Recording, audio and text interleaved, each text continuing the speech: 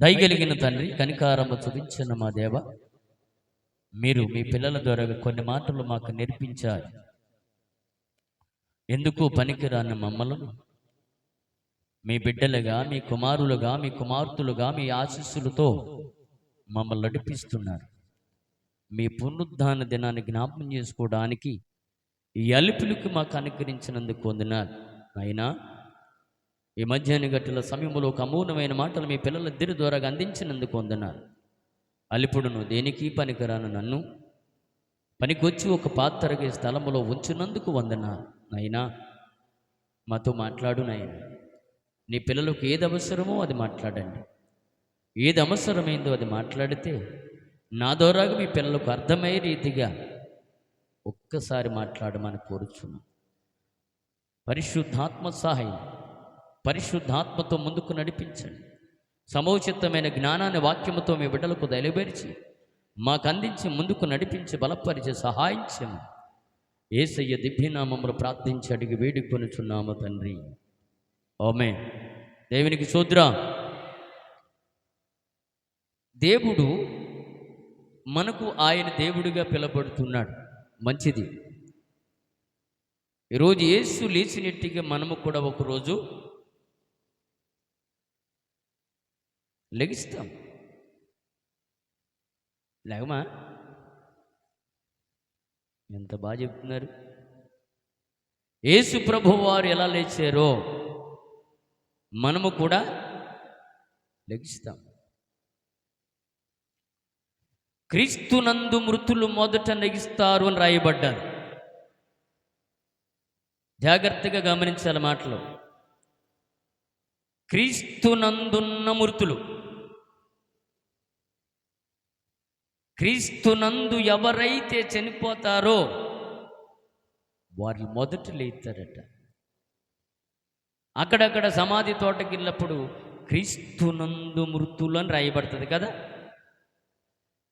ఆడెనకాల మనం తవ్వితే ఏమి ఉండదు, కుళ్ళు ఉంటుంది. అనగా వాడు దేవుని కొరకు ఏమీ చేయడు. బోట్ర మీద ఏమి రాయబడుతుంది? క్రీస్తునందు మృతులు ధన్యులు. అసలు ఆ మాట ఎవరికి పెట్టారు తెలుసా? ఆ మాట ఎవరికి రాయబడిందో తెలుసా? క్రీస్తు పనిలో ఉన్నవారికి, క్రీస్తు మార్గములో నడిచిన వారికి, అనేకులు ఆయన వైపు తిప్పిన వారికి, క్రీస్తు కొరకు చనిపోయిన వారికి ఆ పేరు పెట్టారు. తాగినోడికి అదే పేరు, ఇచ్చలవిడిగా తాగి తిరిగేసిన వాడికి అదే పేరు. ఏమయ్యా పేరు పెట్టకూడదా? పెట్టకూడదా అని చెప్తున్నా. తాగి తాగి చచ్చిన వాడుకు తాగి తాగి చచ్చాడు రా అని రాయాలి సమాధి తోటలో. ఎందుకని? వాడిని చూచైన మరొకడికి బుద్ధి వస్తుంది. అయ్యి బాబోయ్ వీడు తాగి చచ్చిపోడా? అవును, అలా చచ్చిపోయాడు. మరి అలాంటి వాడు కూడా క్రీస్తు ముద్రలు వేసేసి క్రీస్తునందు మృతులైన వారికి మృతులకు ధన్యులని చెప్పడం ఎంతవరకు వాస్తవం చెప్పండి? దేవుని పనిలో ఉండి చనిపోతే వాడికి ఆ పేరు పెట్టాలి. దేవునికి స్తోత్రం.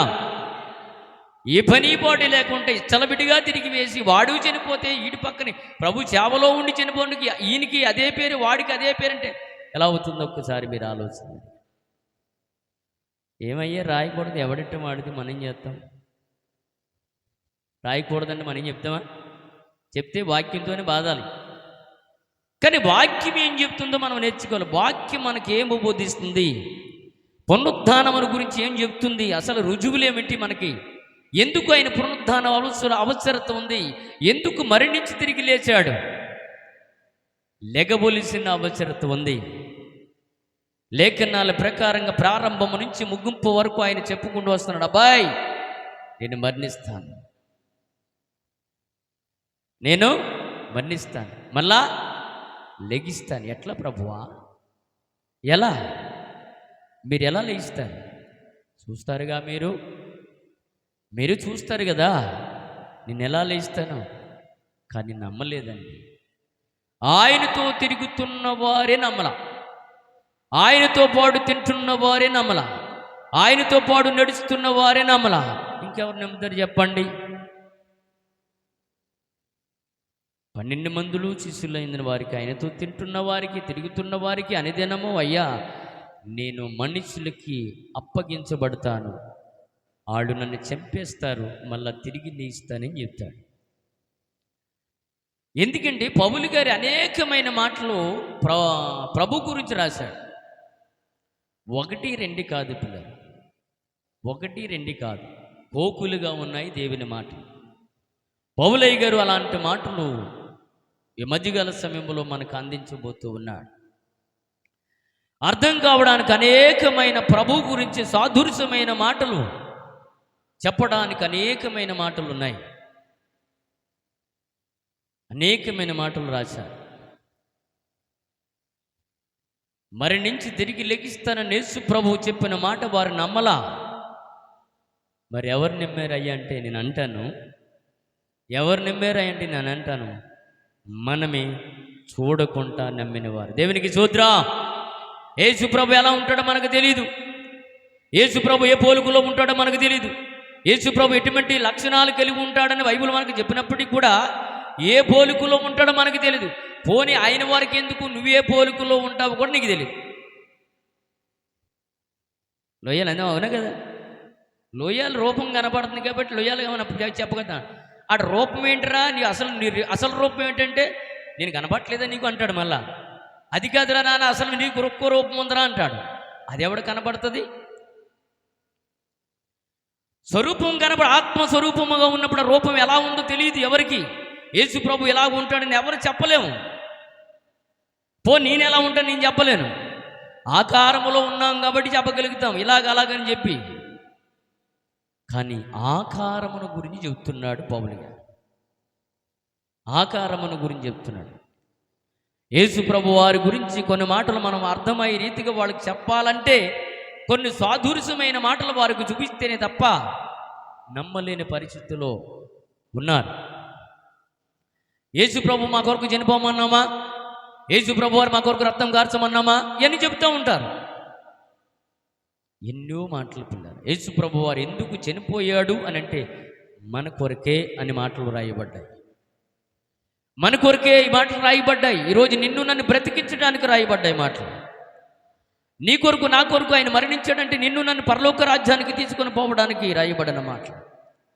ఒక మంచి మాట చెబుతున్నాడు పౌలు గారు, అర్థం కావడానికి చెబుతున్నాడు యేసు ప్రభు వారి గురించి. కొరింథీ రాసిన పత్రికలో ఒక మాట చెబుతున్నాడు. కొరింథీలో ఉన్న సంఘానికి, అర్థం కాని దౌర్భాగ్య పరిస్థితుల్లో ఉన్న సంఘానికి, మనుషులకు ఏం చెబుతున్న మాట ఏంటి? పౌలు గారు చెబుతున్న మాట చూడండి ఒకసారి. కొరింథీ రాసిన పత్రిక, 1 కొరింథీ రాసిన పత్రిక 15వ అధ్యాయము చదువుదాం. అందరూ బైబిల్ తీద్దాం దయచేసి. తీయన్నమ్మా తల్లి, తీయండి. 15వ అధ్యాయము 35వ వచనం చదువుదాం అందరూ. ఎవరు నిద్రపోకూడదు దయచేసి. అందరూ తీశారు కదా, తీశారా? చదవండి. అయితే ఒకడు అడుగుతున్నాడు, చనిపోయిన వారు ఎలా లేస్తారయ్యా? ఎలా ఎలా ఒకే చనిపోయిన వారు లేస్తారని చెప్తున్నావుగా నువ్వు, ఇంకా ఎవరు లేగలా? ఎవరు లేచారు? అప్పుడు లేగలా. లేచే సమయం ఇంకా ఉంది. ఇప్పుడో తెలియదు, ఏ దినమో తెలియదు, ఏ దినమో ఏ సమయమో తెలియదు. ఒకడు వచ్చి అడుగుతున్నాడు, నువ్వు చనిపోతున్నావా? చనిపోయిన వారు ఎలా ఎలా నెగిస్తారు? వాడికి వారికి అర్థం కావడానికి చెబుతున్న మాటలు ఇవి. ఒకటి అర్థం కావాలంటే కొన్ని సాధురుసులు వాళ్ళ కళ్ళ ముందుకు తీసుకొని వెళ్ళి, ఇదిరా బాయ్, ఇది అని చెప్పాలి. ఇది ఏం చెబుతున్నాడు? అయితే మృతులు ఎలా లేద్దురు? వారెట్టి శరీరముతో లెగిద్దురు అని అడుగుతున్నాడు. చెప్పాలా చెప్పకూడదా? చెప్పాలి. అర్థమవుతుందమ్మా? తెల్లే పడుకోపోతున్నారు కదా, ఇంకో పాట పాడుకుందామా? లేకపోతే పడుకోవద్దు దయచేసి. అరగంట మాత్రమే ముగించేస్తాను, ఉన్న అరగంట బల్లారాధనకు వెళ్ళి. ఎందుకు? సమయం వెళ్ళిపోయింది. చనిపోయిన వారు లెగిస్తారంటున్నారు. వారు ఎట్టి శరీరములో లెగిస్తారు. ప్రభువారు మరణించక ముందు శరీరధారై ఉన్నాడు. శరీరధారై ఉన్న దినములో మహారోదనమును వ్యాధులతో ఉన్నాడని చెప్పి పౌలు గారు చెప్తాడు. అది మహిమ శరీరము కాదు, మనలాంటి శరీరం అమర్చుకో ఉన్నాడు కాబట్టి ఆ శరీరము అది పట్టుకోవచ్చు, ముట్టుకోవచ్చు. కానీ ఇక్కడ ఏమన్నాడంటే, మృతులు ఎలా లెగిదురు వారు ఎట్టి శరీరముతో ఒత్తురని ఒకడు అడిగాడట. అడుగులో లేరా బయట? వింటున్నారా? అర్థమవుతుందా అక్క తొప్పడా? అర్థమవుతుంది. కునికేస్తున్నారు. గడ్డాల మీద చేతి అని కునుకులు వచ్చేస్తాయి. గడ్డాల మీద చేతులు పెడితే ముక్కట్టుకు ముందు నాగెత్తాడు ఎవరో. నన్ను నిన్న నాగించాడు. బుర్రబొక్కడిపోయింది, నొట్టడిపోయింది కూడా, పక్క నొప్పి తగ్గలేదు. నా ముందు ఎవరు ఉన్నట్టుగా గుద్దుకుందారా అని చెప్తే ఆ కానుల బాక్స్ని గుద్దేసి ప్రార్థనలో దెబ్బకి. కానీ ఒకడు అడుగుతున్నాడు. అడగవలసిన డౌట్ వాడికి ఎందుకు వచ్చిందంటే, అడగవలసిన బాధ్యతలు వారికి ఉన్నాయి, చెప్పవలసిన బాధ్యతలు మనకున్నాయి. చనిపోతారని వాస్తవం చెప్తున్నావు, చనిపోతారంటున్నావు. వారు వట్టి శరీరంతో ఎగుతారు చెప్పు అంటున్నాడు. చెప్తాను చూడరా అంటున్నాడు. చెప్తాను విను. ఓ అవివేకి, అమ్మ వింటున్నారు కదా, చెప్తున్నాడు వినండి. అడిగిన దానికి ఏం చెబుతున్నాడు? అడిగిన దానికి సమాధానం చెబుతున్నాడు. ఓ అవివేకి, నివిత్తినది ఎక్కడా? భూమికిని, వాడు అడిగిన దానికిని. అసలు ఒక రైతనతో మాట్లాడుతున్నట్టుగా మాట్లాడుతూ ఉన్నాడు. చనిపోయిన వ్యక్తి ఎటువంటి శరీరంతో వస్తాడు అని అడిగినప్పుడు వాడికి అర్థం కావడానికి ఆయన చెబుతున్న మాట ఏమిటంటే, ఓ అవివేకి, నీవు విత్తినది. మీకు సంగతి తెలుసా? మీకు శలపికల గురించి తెలుసా? విత్తనాల గురించి తెలుసా? బాగా నూరు చేసి ఎక్కడెట్టేస్తాం? ఇంట్లో ఎట్టేస్తాం. దానికి జీవం ఉందంటారా? ఉందంటారా లేదంటారా? ఉందా? అది నూరు చేసి పక్కన పెడితే జీవం ఉంటుంది అసలు? చనిపోమనేట్టే కదా. మరి వర్షాకాలం రాబడికి ఆ నూరు చేసి పిక్కలట్టుకెళ్ళి నీటలు వేస్తే ఏమైంది? భూములు వేస్తే ఏమైంది? నువ్వేమో చెప్పేమంటారా రైతన్న అన్నాడు. రైతన్న అడిగితే నేను ఏం చెప్పలేదు బాబయ్య అంటాడు. అంతే కదా, నేను ఏం చెప్పలేదయ్యా. మరి ఎలా తెలిసింది వాటికి? ఏ రోజైనా ఆలోచించావా? నూరు చేస్తావు, చాడతో దుమ్మంతా ఎదురు గుడ్డేస్తావు, నూరు చేసి కట్టలతో గట్టేసి మూటలు గుడ్డేసి 2-3 నెలలు ఎక్కడ పడి చేస్తావు? లోపల బడి చేసిన వాటికి జీవము దేవుడు ఇస్తున్నాడన్న సంగతి నువ్వు ఎరగకుంటే పండించేసుకుని ఏం చేస్తున్నావు? ఎరువు వేసేస్తావు. ఎరువు వల్లే వచ్చేసింది అనుకుంటాడు వాడు. ఎరువు వల్ల వచ్చేసింది అనుకుంటాడు, బలం వల్లే వచ్చేసింది అనుకుంటాడు వాడు. అరే అసలైన విసలది భూమికి సారముందన్న సంగతి వాడికి, భూమి పండించిన వాడికే తెలియదు. భూమి సారము కలిగిన వాటిలో ఏదేసిన ఏమవుతుంది? వచ్చేస్తుంది పైకి. ఏంటరా మొక్క రాలేదు, సారం లేదని భూమికి ఇక్కడ. అందుకే సారం లేని భూమిలో ఏదేసినా మొలకెత్తది, ఏమి రావు. అవునమ్మా? నేను వెనక్కి చూస్తున్నాను, ముందు చూడట్లేదు, ముందుగా చూస్తాను. జాతి ఉనికితున్నారేమో. కనుక ఒక అంటున్నాడు, అవివేకి, నువ్వు విత్తినిది చచ్చితేనే కానీ బ్రతికింపబడదు కదా. అంటే నువ్వు ఒక గింజ కానీ భూములు అలా ఇత్తితే దానికి ఒక చక్కటి మొక్క వస్తుంది. చూసారమ్మా? వేయలేదు ఎప్పుడు? ఒక మొక్కజొన్న కండి ఎత్తితే ఎన్నొస్తుంది దానికి? ఒక చెట్టు వచ్చి దానికి 2-3 పొత్తులు వచ్చి దానికి వరుసగా ఏమవుతుంది? నువ్వేం పెట్టివేటి ఎప్పుడన్నా ఆలోచించా? మొక్కజొన్న గడ్డి ఎత్తే పీక్కోయి కసలు అడిచేస్తావు. అరే ఎంత ఒకటి వెనకాల ఒకటి ఎలా సమకూర్చబడ్డదో, ఏమిటి వీటికున్న పరమాత్మ వీటికున్న సాధుర్యం ఏమిటని ఏ రోజైనా ఆలోచించావా? దొరికిందే కసలు ఆడిచేస్తాం. లేదు, ఆలోచించవలసిన అవసరం ఉంది.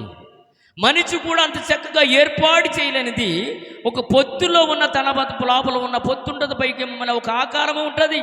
మళ్ళీ దాన్ని తీయాలంటే దాన్ని తీసిన తర్వాత ఎంత చక్కగా పేర్చినట్టుగా ఉంటుందో ఏ రోజైనా ఆలోచన చేస్తాం. ఒక గింజకి 100 గింజలు వస్తాయి. అది చెబుతున్నాడు ఆయన. సరే, నువ్వు చెప్పిన దానికి నేను చెప్తా. నేను ఇదిగో నువ్వు విత్తినది చచ్చితేనే కానీ బ్రతికింపబడదు కదా. అమ్మా, నీ విత్తిన దానికి చూడగా అది ఏ గింజైనా సరే, గోధుమ గింజైనా సరే, అది ఏ గింజైనా సరే, ఒట్టి గింజనే విత్తుచున్నావు గాని పుట్టబోవు శరీరము నువ్వు విత్తటలేదు. దేవునికి స్తోత్రం. అయ్యా రైతన్న, ఒక్క గింజ విత్తుతున్నావు. భూములు విత్తగానే నువ్వు విత్తినది ఏమవ్వాలి? చచ్చిపోతే గాని దాంట్లో ఉన్న ఒక చక్కటమైన మరొక గింజ రావటానికి, మొక్క రావటానికి వీలైపోతే కొన్ని వస్తాయి, కొన్ని చనిపోతాయి. భూమి సారము కలిగి ఉందని ఏబు గ్రంథంలో రాయబడ్డది. భూమి సారము కలిగిన చోట మనం ఏది చెల్లినా గింజకు 10 గింజలు వచ్చాయని బైబిల్లో లేఖనాలు చెప్తున్నాయి. అది చచ్చితే గాని బ్రతికింపబడదు కదా. బ్రతికిన నీవు చచ్చితేనే గాని దాంట్లో ఉన్న పరమార్థము నీకు అర్థం కాదు. శరీర ఆకారములో ఉన్నాము కాబట్టి మనకి ఏమీ తెలియదు.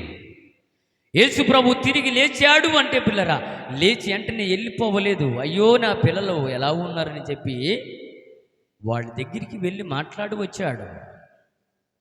మంచి భోజనం పెట్టాడు. లేచిన తర్వాత ఒక్కసారి 500లకు పైగా కనపడ్డాడు. ఆయన అప్పు చెప్పిన పని చెప్పేసి వెళ్ళిపోతా. అమ్మో ఏమనుందా ఎగిరి, ఇంకేమనుందా పని, ఏమనుందా అని అడిగితేమా, ఏమనుందా ఈ పని, ఏమనుందా, ఏమంటే చేసి పెడతాం, ఏమంటే చేసి పెడతా చెప్పండి అయ్యా అని అంటావా? ప్రభు అప్పు చెప్పిన పని పరిపూర్ణం అయిపోయింది, ఇంక అవసరం లేదు, నా పిల్లలతో అవసరం లేదు, బాధ్యత అంతా వాళ్ళు తీసుకున్నారని చెప్పి వెళ్ళిపోలా. పిల్లల దగ్గర వెళ్ళి మాట్లాడాడు. అయ్యా ఎలా ఉన్నారని చెప్పి, అయ్యో మా ప్రభు వచ్చేసాడండి. కొందరు ఆనందపడ్డాడు. అందరూ ఆనందపడిన ఒక ఆయన అన్నాడు, నేను చిన్న అమ్మను అయ్యా అని చెప్పాడు. ఎవరో అయినా ఓమా, నేను అమ్మను, అంత సిలువలో ఉన్నవాడు బయటకు వచ్చేసాడంటే ఎలా నమ్ముతామయ్యా? ఎలా నమ్మాలి? ఒక గోధుమ గింజ భూమిలో ఎత్తినప్పుడు అది చనిపోయి ఒక ఆకార రూపంలో వచ్చిందంటే మరి నుంచి తిరిగి లేస్తాడని యేసు ప్రభు వాస్తవాలు చెప్పాడు కాబట్టి నమ్మాలి. నమ్మవలసిన అవసరత ఉందని బైబిల్ చెబుతుంది పిల్లలు. నమ్మి తీరితేనే రేపొద్దున మనం లెగుతాం, లేకపోతే లెగలేమని బైబిల్ చెప్తున్న మాట. విత్తినది చచ్చితేనే కానీ బ్రతికింపబడదు కదా. ఒట్టి గింజనే విత్తుతున్నావు కానీ పుట్టబోవు శరీరమును విత్తటలేదు. దేవునికి స్తోత్రం. మీకు అర్థం కావడానికి ఇంకొక మాట చెబుతాను. ఏమిటి అంటే, వివాహమైన తర్వాత భార్య భర్తలు దాంపత్యములోని వారు కొనసాగుతున్న సమయంలో వారి జీవితంలోనికి తండ్రిలో నుంచి తల్లిలోనికి వెళ్ళిపోద్ది ఒక అవయవం. తల్లి గర్భములోనికి వెళ్ళిపోద్ది.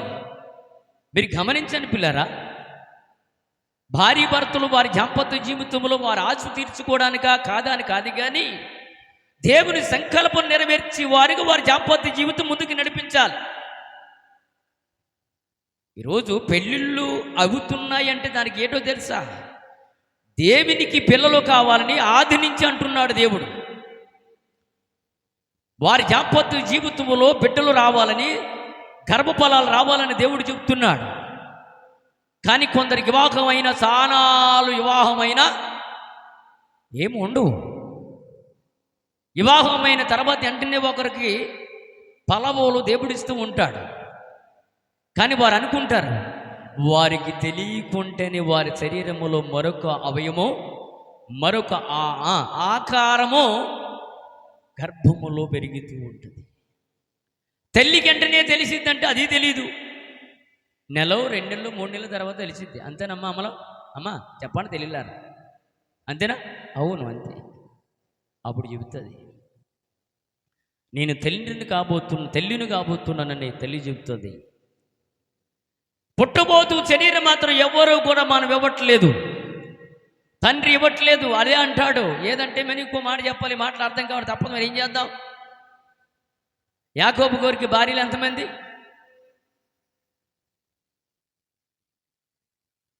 ఇద్దరు భార్య. పెద్దానికి గర్భఫలం వస్తూ ఉంది, బిడ్డలకు అంటూ ఉంది. ఇంకెవరికి లేదు. ప్రేమించిన ఆమెకి పిల్లలు లేకంట ఏం చేశాడు? గర్భాన్ని ఆపేశాడు. అలాగా ఏమాపేశాడు? గర్భాన్ని ఆపడనుకుంటున్నారా మీరు? అయ్యో, పిచ్చి తెలియదు. ఏదైనా దేవుని చేతిలో ఉందమ్మా. లేయేమో పిల్లల కంటుంది అసూయ. ఎవరికి? రాహేలుకు అసూయ. ఏమి అక్కకు అంటుందండి, పిల్లలు కారా? కాదయ్యా, అక్క పిల్లలు అక్కలే, అక్క పిల్లలే నా పిల్లలు, తమ్ముడి పిల్లలే నా పిల్లలు. లేదా ఉంది కదా. వెళ్ళింది ఎవరు? లేయా. ఏమయ్యా బుద్ధి పొర లేకపోతే నాకు పిల్లలు ఇయ్య అంటది. ఎవరు?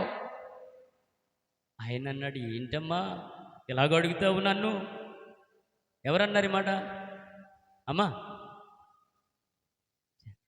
యాకోబు అంటున్నాడమ్మా. రాహేలు అడిగింది, నాకు పిల్లలు ఇవ్వాలి, నా పిల్లలు ఇవ్వా నువ్వు, నాకు పిల్లలు ఇవ్వాలి నువ్వు. అదేంటి తెల్ల పిల్లలు నేనేమంటే ఎక్కడెత్తని చెప్పు. ఇచ్చివాడు దేవుడు. దేవునికి స్తోత్రం. నేను కదమ్మా ఇచ్చివాడు దేవుడు. ఇచ్చివాడు ఆయన, గర్భఫలం ఇచ్చింది ఆయన, ఫలాలు ఇచ్చింది ఆయన, సర్పం ఇచ్చింది ఆయన. గర్భాన్ని అలా మూసేశాడు అంతే పిల్లలు. గర్భాన్ని మూసేశాడు దేవుడు. ఎందుకు తెలుసా పిల్లరా? అసూయ వలన. అసూయ భయంకరమైనది. పుట్టబోతున్న శరీరమును ఎవరు కూడా ఇవ్వట్లేదు, దేవుడే. చదువునానా? దేవుడే పుట్టబోతున్న శరీరమును ఎత్తటలేదు. అయితే దేవుడే తన చిత్త ప్రకారమును నీవిత్తున దానికి శరీరము ఇచ్చును. దేవునికి స్తోత్రం. ఎవరిచ్చారమ్మా? దేవుడు ఇస్తున్నాడు. దేవుడండి.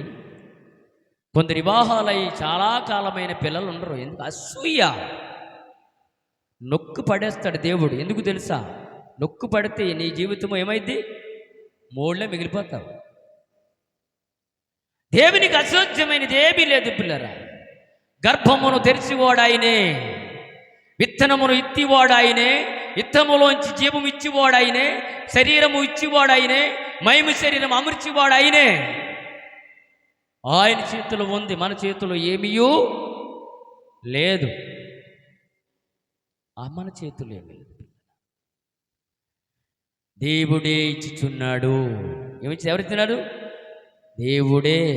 చదువునా? అయిపోయిందా?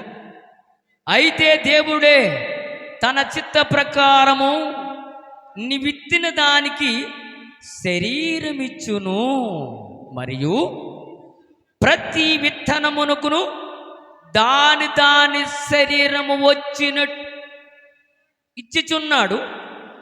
మాసమంతయు ఒక విధమైనది కాదు. మనుషుల ఆలోచన ఒక విధమైనవి కావు. మనుషులందరూ ఒకలాగున్నా దేవుడు ఒకలాగే చేశాడు కాబట్టి మనుషులకున్న ఆలోచన అన్నీ కూడా ఒకటి కావు. ఇక్కడ ఉన్న వారందరూ కూడా ఒకలాగా ఉండము. మనిషికి ఒక ఆలోచనలు ఉంటవి కాబట్టి ప్రభు చెప్తున్నాడు, మాసం అంతా కూడా ఏమన్నాడు? ఒక విధమైనది కాదు. మాసాలు కూడా వేరే. మాసాలు ఏరు కదా, చెప్పండి. మాసాలు ఎక్కువ తినడు చెప్పండి. వదిలే. కనుక మాసాలు వేరు వేరుగా ఉన్నాయి. పునరుత్థానము ఒకటే, శరీరం ఒకటే, మనందరికీ దేవుడైన తండ్రి ఒక్కడే అని బైబుల్ చెప్తుంది పిల్లలు. మనకు బైబుల్ చెప్తుంది. ముగిస్తున్నాను. ముగింపులోకి వస్తూ ఉన్నా.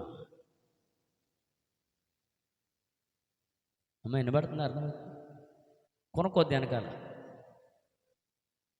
ఆయనే శరీరాన్ని ఇస్తున్నాడు, ఆయనే శరీరం ఇస్తున్నాడు. పిల్లరా, నీవు నేను ఇవ్వట్లేదు. ఆఖరికి ఎత్తుతున్న రైతను కూడా తెలియదు, తెలుసా? ఏదో ఎరువు వేసేస్తున్నాము, పెండెత్తుందని చెప్పి అనుకుంటాడు. కాదు కాదు, మీ భూమికి దేవుడు సారం ఇచ్చాడు, తెలుసా? ఏబు గ్రంథములో లిఖితమైందన్నమాట. నువ్వు భూమి మీద పండుతుందంటే ఈరోజు ఖచ్చితంగా దేవుడు ఆహారం పండించగలిగిన ఆ శక్తి వారికి అనుగ్రహించాడు అంటే ఖచ్చితంగా భూమికి ఏమిచ్చాడంటే పిల్లరా, శక్తినిచ్చాడు. ఆ శక్తిని గురించి యేసు ప్రభు వారి గురించి ఇతను చెప్తున్నాడు. శరీరం ఎలా వచ్చిద్దో చెప్తున్నాడు. యేసు ప్రభు వారు 3 దినాలకి ఎందుకు లేచి పునరుద్ధానం అవ్వాలి?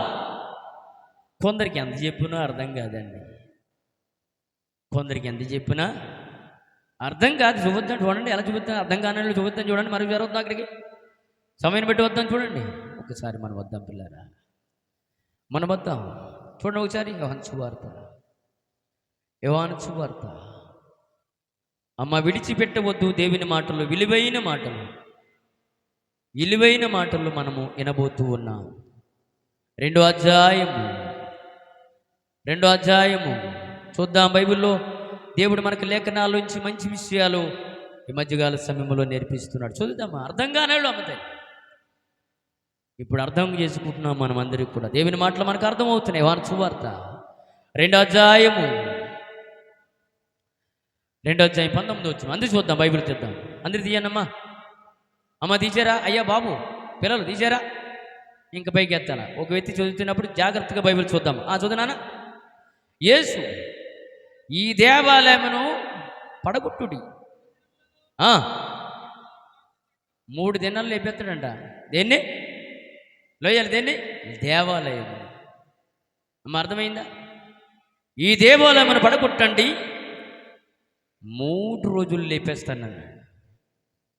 సాధ్యమేనంటారా? ఎవరు మాట్లాడరు?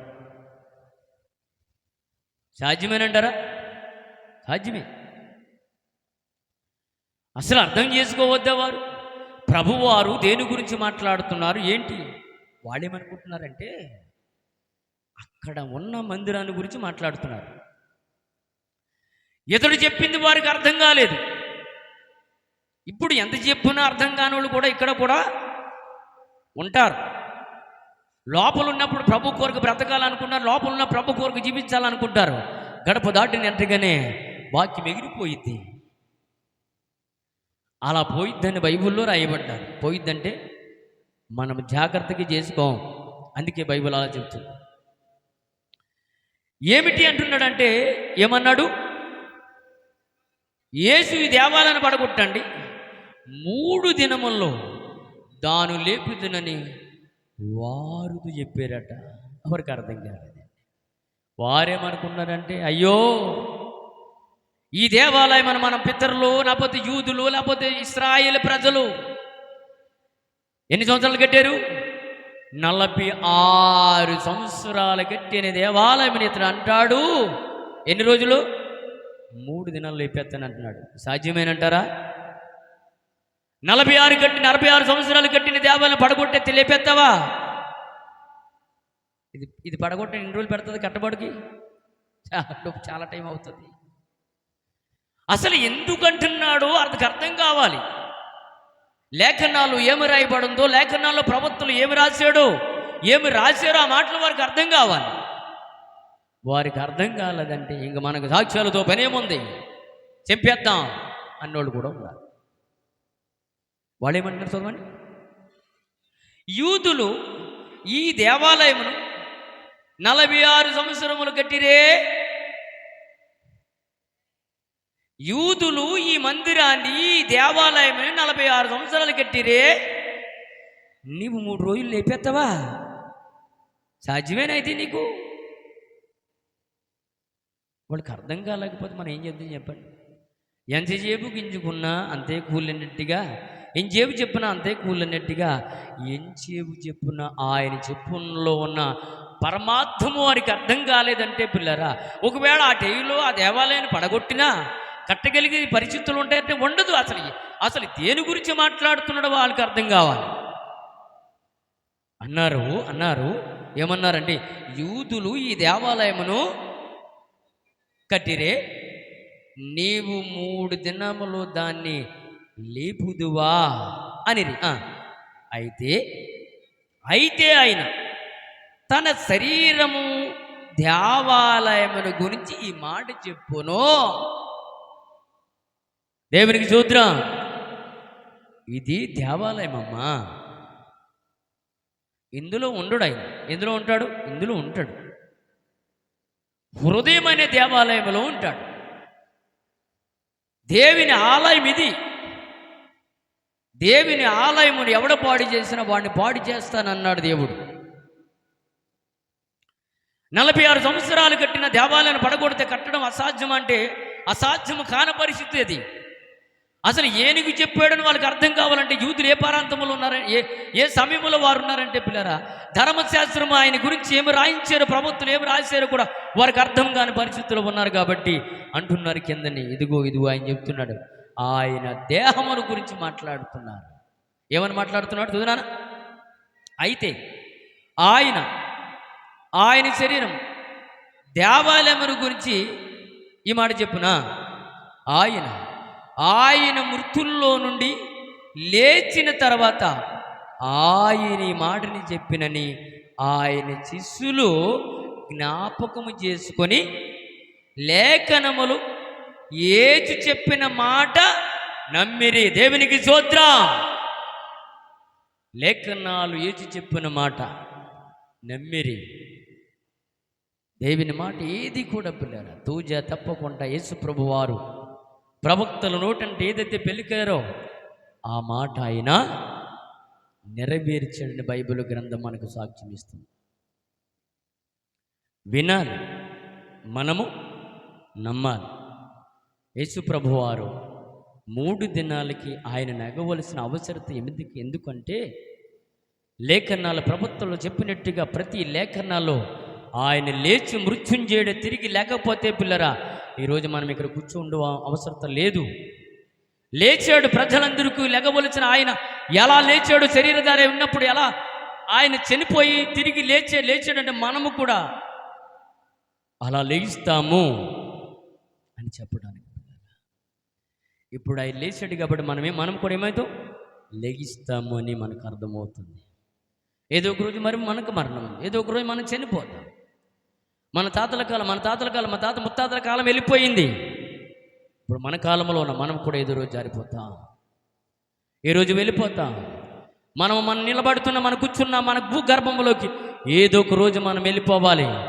ఏదో ఒక రోజు కాలం అయిపోతున్నప్పుడైనా, కాలములో ఉన్నప్పుడైనా, నడి కాలములోకైనా, ఏ కాలములైనా మడిచిపోతాడు. పోక ముందు మనము సరైన బ్రతుకు బ్రతికితే ఆయన రాజ్యానికి మనం వెళ్తాం, లేకపోతే వెళ్ళము అని బైబిల్ చెప్పి. ఆయన ఎందుకు ఇంకా లెగిశాడు 3 దినాలకి, ఎందుకు లెగడానికి అనేకమైన ఇంకా మాటలు ఎన్నో ఉన్నాయి. కోకులుగా ఉన్నాయి పిల్లరా, దేవుని మాటలు కోకులుగా ఉన్నాయి చెప్పుకోవడానికి. 3వ దినమే లేచాడు, 3 రోజులు లేచాడు పిల్లరా. ఎక్కడికి వెళ్ళిపోడు ఆయన చనిపోయినప్పుడు? తిన్నగా ఎక్కడికి వెళ్ళిపోవడం ఆయన చనిపోయినప్పుడు? అమ్మ చెప్పండి అక్క, ఆయన చనిపోయినప్పుడు ఎక్కడికి వెళ్ళాడు యేసు ప్రభువారు? పరదేశం వెళ్ళిపోయాడు. పరదేశంలోకి వెళ్ళిపోయినప్పుడు ఒక ఆయన తీసుకొని వెళ్ళాడు కదా. ఆయన ఎక్కడ ఉంచాడు? పరదేశంలో ఉంచి మళ్ళీ ఈయన భూమి మీదకి వచ్చేసాడు. ఇక్కడి నుంచి చిప్పు అవుతున్నాడు పరలోకానికి. అందరూ చూస్తుండగా అపోస్తుల కార్యాల 1 నుంచి మనం చదువుకుంటూ వస్తూ ఉంటే మాటలన్నీ మనకు కనపడతాయి.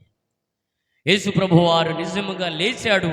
లేచి మృత్యుంజయుడై తిన్నగా ఎక్కడికి వెళ్ళిపోయాడు? ఇప్పుడు పరలోకములో ఉన్నాడు. ఇప్పుడు మళ్ళా తిరిగి రాబోతున్నాడు. ఎవరి కొరకు? మన కొరకు.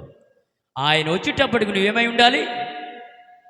సిద్ధపాటు, అనగా టికెట్ తీసుకు ఉండాలి. ఆయన ట్రైన్లో నేను తీసుకెళ్తాడు, ప్రయాణంలో తీసుకెళ్తాడు, మళ్ళా వాడలో ఎక్కించుకుంటాడు, ఆయన రాజ్యానికి తీసుకొని వెళ్తాడు. నువ్వు సిద్ధపాటు ఉంటే, లేకపోతే విడిచిపెట్టే అవకాశాలు ఉన్నాయి. ఆయన నమ్మితే, ఆయన మాటను నువ్వు నమ్మితే నిజముగా రక్షించబడతావు, రక్షణ భావం పొందుకుంటావు. యేసు ప్రభువారు నీకు అర్థమైతే రక్షణ పొందుకుంటావు. లేదు, రక్షణ పొందుకోలేదు అనుకుంటే యేసు ప్రభువారు నీకు అర్థం కాలేదని నేను అంటూ ఉన్నాను. యేసు ప్రభు మన అందరి కొరకు మృత్యుంజయుడు తిరిగి లేచాడు. లేచి ఆయన రాజ్యానికి వెళ్ళాడు. మనము కూడా ఒకరోజు లెగిస్తాం. ఇప్పుడు కాదు, ఆయన వచ్చేటప్పటికి సజీవులు ఉంటే వెళ్ళిపోతాం. లేదా ఆయన రాబోడికి ఒకవేళ మన భూగర్భంలోనికి వెళ్ళిపోతే మరొక మాట మర్చిపోవద్దు, క్రీస్తునందు మృతులైన వారు, క్రీస్తునందు, ఈ మాట మర్చిపోవద్దు, క్రీస్తునందు మృతులైన వారే లెగిద్దురు అని రాయబడ్డది. దేవుని మాట చెబుతున్నాడు. దేవునికే తెలియాలి గనుక ఎన్న మాటలు మీ మనసులో దాచుకోండి, హృదయములు దాచుకోండి. మీ జీవితాలు ఎలుగుమయముగా ఉండినట్లుగా ఆయన రాకడ మీరు మీ కుటుంబాలు సిద్ధపడి ఉండాలని ఈ మాటలు మనందరి ఎన్నికల్లో దేవుడు దీవించి ఆశీర్వదించునుగాక. ఆమె తలలు వంచుదాం, ప్రార్థన చేద్దాం. దయగలిగిన తండ్రి, కనికారమ కలిగిన మా దేవ, ఇంతవరకు అమూర్ణమైన మాటలు నాయన మీ పిల్లల ద్వారాగా అనిపించారు. మా ద్వారాగా కొన్ని మాటలు నాయన మీ పిల్లలకు అర్థమయ్యే రీతిగా తెలియపరిచారు. నాయనా మీ పిల్లలు దీవించు నాయన, మీ పిల్లలు ఆదరించారు. ఇక చెప్పడానికి అనేకమైన మాటలు మిగిలి ఉన్నవి నాయనా. ఈ మాటలు ఎవరు హృదయములు విడిచిపెట్టుకుంటాం వాడు హృదయములు పలింపు చేయండి. వాడు హృదయములు పలింపు చేసి నీ కొరకు చిత్తపాటు కలిగిన ఆయన ఇంకెవరికైనా మార్పు లేదేమో, ఎవరైనా రక్షించబడలేదేమో. ఇది మీకు అనుకూలమైన సమయం అయ్యింది. యేసుక్రీస్తు వారు నా కొరకు చనిపోయాడు. యేసు నా కొరకు చనిపోయి తిరిగి లేచాడు. నేను తిరిగి లెగాలి అంటే ఖచ్చితంగా వాక్యమును ధరించుకోవాలి. వాక్యమైన భావంలో నేను బ్రతకాలి. రక్షణ నా భావము, రక్షణ నా కవచము నేను ధరించుకోవాలి అనుకున్న వారిని దీవించునైనా, బలపరచునైనా. ఇది మీకు అనుకూలమైన సమయం. నేడే రక్షణ తినమంటున్నావు. అలాంటి వారు ఎవరైనా ఉంటే నీ పిల్లలైన వారు దీవించండి, ఆశీర్వదించండి ప్రభు. ఎన్న మాటలు నీరు కట్టి మీ బిడ్డల హృదయంలో పలింపు చేసి మీ రాజ్యము కొరకు బిడ్డలను మమ్మలను సిద్ధపరచమని, మీరు అక్కడ ఆలోచన మీద ఆయుష్ను పొడిగించమని, ఇంకా అనేక ఆత్మలు రక్షించే పనిలో ఉండే మా పిల్లలందరినీ కూడా, మీ పిల్లలైన వారందరినీ కూడా దీవెనకరంగా మార్చి ఆశీర్వాదంగా మార్చమని కోరుకుంటూ ప్రార్థనకు ప్రతిఫలం ఇచ్చి యవన పిల్లలు మీ కొరకు బలమైన సాధనాలుగా వాడుకోవడానికి సహాయం చేసి మహిమ పొందుకోమని ప్రార్థనకు ప్రతిఫలం ఇచ్చి మహిమ ఘనత ప్రభావములు పొందుకో యేసయ్య దివ్యనామములో ప్రార్థించి అడిగి వేడుకొనుచున్నాము తండ్రి. ఆమేన్. అందరికీ వందనాలు.